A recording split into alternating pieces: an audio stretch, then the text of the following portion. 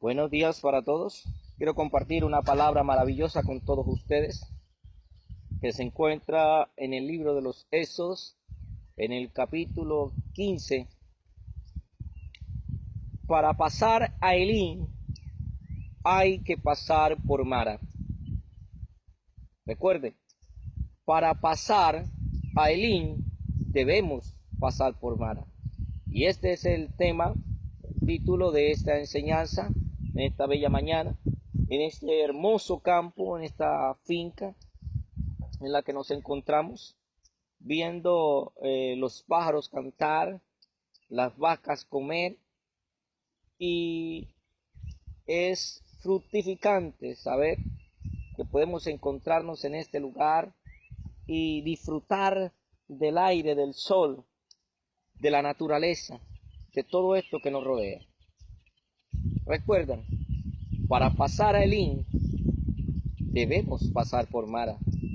En el libro de los Éxodos, en el capítulo 15, nos enseña la palabra del Señor que Moisés había sacado al pueblo de Israel de la esclavitud a la cual ella estaba siendo sometida por el faraón. Allí en Egipto entraron solamente 70 hombres cautivos y allí en Egipto se multiplicaron. Allí en Egipto vivieron situaciones difíciles, amargas para el pueblo de Dios. Allí se multiplicaron, tuvieron hijos y el pueblo había crecido tanto. Además de eso, la palabra nos enseña que a través de la historia, que los hombres cuando son esclavos no tienen derecho absolutamente a nada. Por eso el pueblo de Israel no tenía derecho a tener posesiones, no tenía derecho a tener vacas, no tenía derecho a tener tierras, no tenía derecho a tener animales y otras cosas. Lo único que tenía el pueblo de Israel estando en cautiverio era su vida. La vida era lo único que ellos le acompañaban, porque aún ni sus fuerzas les pertenecían, porque eran esclavos. Las fuerzas de ellos estaban al favor o sometidas a las labores duras del pueblo de Israel, del pueblo de Egipto. Mas sin embargo el Señor escoge a Moisés, o un hombre con unas cualidades importantes, saca al pueblo de Israel de las guerras de Egipto. Y cuando estaban en ese momento de escape de aquel lugar, se encuentran con algo trágico, y era que estaban totalmente encerrados, puesto que Faraón había ido tras de ellos, porque se negaba a dejarlos ir. De tal manera, entonces, estaban totalmente encerrados por el Mar Rojo, y detrás de ellos, en el desierto, estaba todo el ejército de Faraón. Hombres a pie, con lanzas, con todo tipo de armas, con caballos, con jinetes, carrozas de todo tipo. Estaban allí, de frente con el pueblo, y frente al pueblo el mar, y alrededor desierto. No tenían escapatoria. De manera que podemos nosotros decir que estaba el pueblo de Israel totalmente perdido, pues estaban casi muertos, hablando de una manera literal. Pero de repente, mi hermano, sucede algo sin precedentes. Este hombre que Dios había escogido clamó a Dios, y Dios se acordó de ellos. La Biblia dice que el Señor abrió el Mar Rojo en dos, y el pueblo empezó a pasar por el mar. Empezó a andar, a caminar por el mar. El mar se había abierto y un camino muy espacioso se abrió para que el pueblo de Israel pasara. La historia nos cuenta entonces que el pueblo pasó en seco. Pero cuando quisieron pasar también los jinetes, los caballos de Faraón, estos quedaron presos en el agua, se ahogaron y todos perecieron allí. Todos perecieron. Este es un hecho sin precedentes en la historia de la humanidad, que se ha vuelto un cuento para la gente porque a muchos lo han tomado así, una fábula o simplemente una historia que alguien se inventó.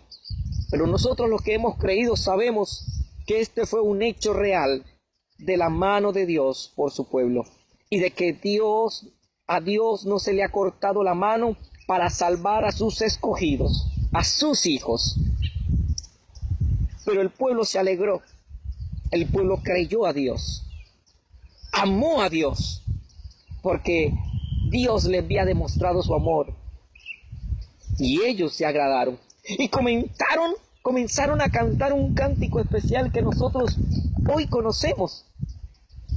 Y conocemos este cántico porque demuestra el agradecimiento del pueblo por Dios, por lo que Dios hizo. En el capítulo 15, la Biblia nos enseña que el pueblo empezó a cantar un cántico especial.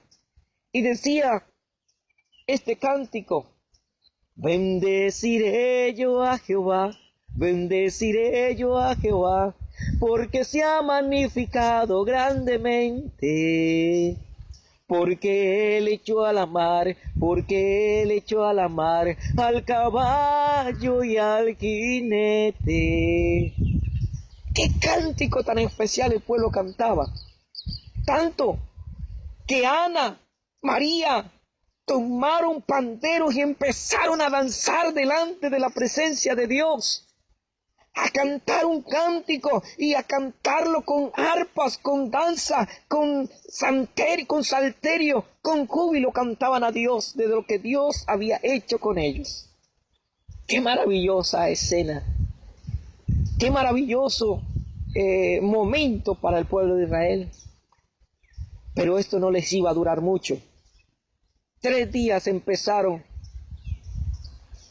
a vivir sin agua, a caminar por el desierto sin agua. La Biblia nos enseña entonces que comenzó a faltarle el agua al pueblo de Israel caminando en el desierto. Y allí comenzaron a murmurar, comenzaron a criticar, comenzaron a decir palabras necias en contra de Moisés, del siervo de Dios. Además de eso, se habían olvidado de las proezas que Dios había hecho antes. Se habían olvidado de los momentos maravillosos que habían vivido en la presencia de Dios, viendo las maravillas del Señor. Se habían olvidado de lo que Dios estaba haciendo con su vida. Y tal vez así nosotros hemos sido algún momento de nuestra historia, de muchas veces que nos hemos olvidado de lo que Dios ha hecho con nosotros. Y cuando estamos en las buenas, comenzamos a cantarle a Dios y a hablar cosas maravillosas del Señor. No cabemos de la dicha cuando Dios comienza entonces a operar en nuestras vidas. No cabemos de la dicha cuando Dios entonces comienza a tocar a nuestra familia para bendecirla.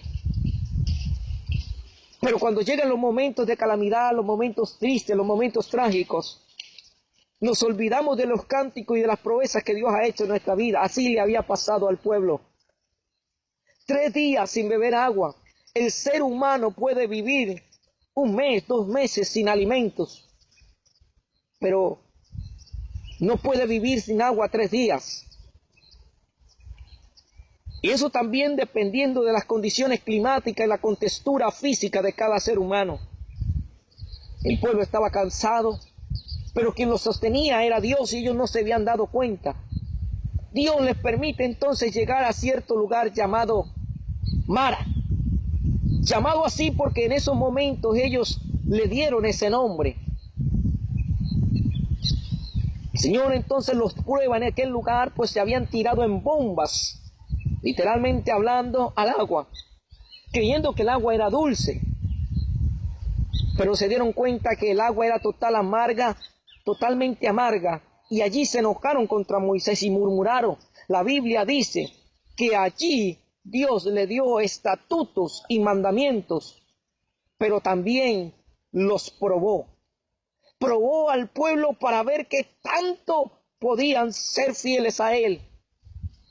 Pues Dios, aún sus actitudes les demostraron totalmente que no eran hombres realmente agradecidos. Porque nosotros, mi hermano, tenemos que ser agradecidos con Dios, aún en los momentos más difíciles, aún en los momentos más duros, más tristes, más agobiantes. Debemos también cantarle al Señor el cántico. También debemos cantarle al Señor lo que Él ha hecho por nosotros. No olvidarnos de esas bendiciones. Yo estoy seguro, mi hermano, tú que me estás escuchando en este momento, yo estoy seguro que los momentos trágicos que nosotros estamos viviendo son los que Dios va a usar para bendecirnos. Jesús mismo padeció por nosotros momentos de amargura, momentos tristes, momentos agobiantes. Él fue entonces escupido, murmurado, rechazado entre las gentes. Él mismo le acecharon como acecha el oso, acecha el cervatillo, como el león acecha entonces a la oveja. Él también fue rechazado y acechado por los hombres. Él también fue castigado por los hombres, supuestamente por hablar de las maravillas de Dios. Lo tenían como anatema. Y Dios sufrió y vivió por un momento trágico de amargura. Jesús mismo sufrió. Jesús sufrió momentos difíciles de amargura. Aún en la cruz le clavaron.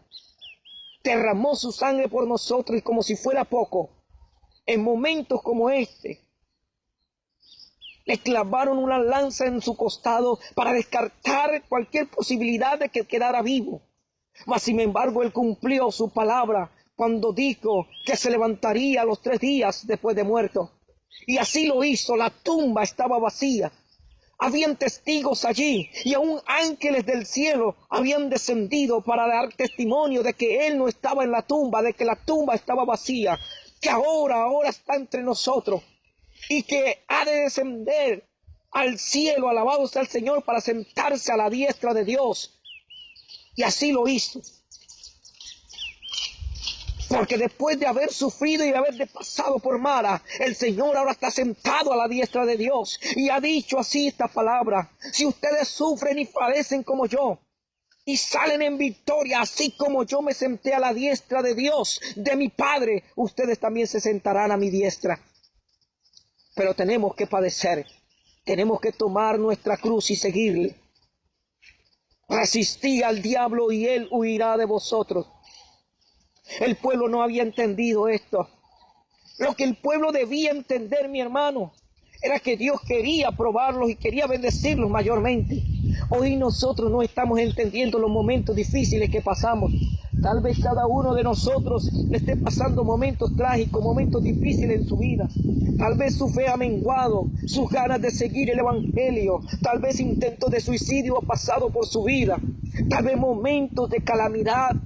Tal vez momentos, mi hermano, de situaciones difíciles, los parientes más cercanos, enfermedades han llegado a su vida. Pero vengo para decirle una cosa: tu tiempo de Mara ha llegado. Tu tiempo, alabado sea el Señor, de estar en Mara ha llegado. Porque Dios te ha de bendecir para llevarte a Elim, donde hay 12 fuentes de agua y 70 palmeras, donde tranquilamente podrás beber, donde tranquilamente podrás descansar. La palabra nos enseña, mi hermano, a través de los tiempos, que las pruebas son lo que Dios usa para bendecirnos, y esta no es una ocasión diferente.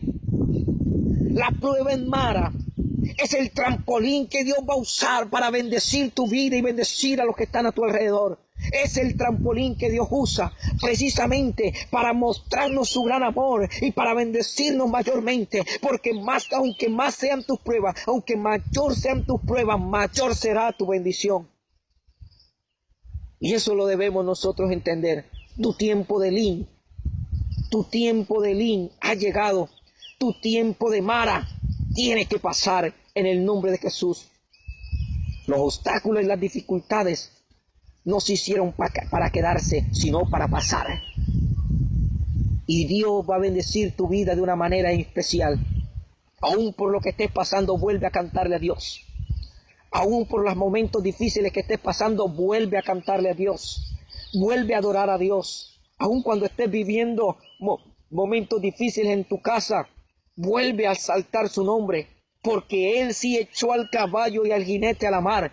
Y tus dificultades y tus situaciones difíciles, Él también las ahogará en el mar rojo, para llevarte a la tierra prometida que Él ha prometido a sus hijos.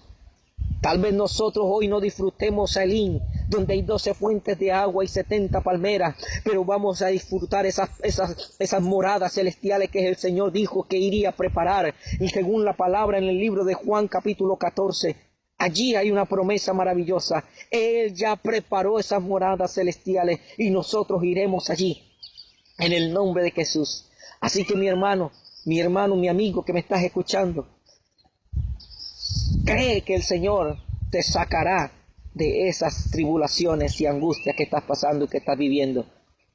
El tiempo ha llegado de bendecirte, pero créele al Señor y no dejes de creerle en ningún momento. Aunque hayas tenido momentos duros en tu vida, eso tendrá fin algún día. En el nombre de Jesús, amén y amén. Dios te guarde para siempre.